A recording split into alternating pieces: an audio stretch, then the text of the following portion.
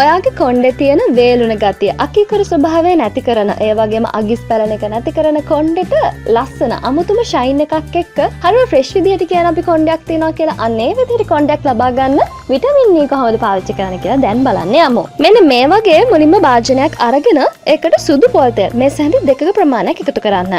දැන් vitamin E කරලක තෙල් ටික එකතු කරලා හොඳට මේක මිශ්‍ර කරගන්න.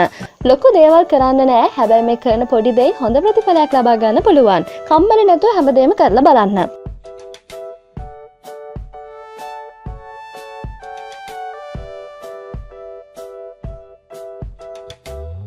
දැන් ඔයාගේ කොණ්ඩේ තියෙනවානේ කොණ්ඩේ මුලින්ම ඔයාගේ හිසකෙස් අඩු තැන්වල ගොඩක් කලාවට නළලට ආසන්නයෙන් තියෙන ප්‍රදේශවල තමයි හිසකෙස් අඩු වෙන්නේ.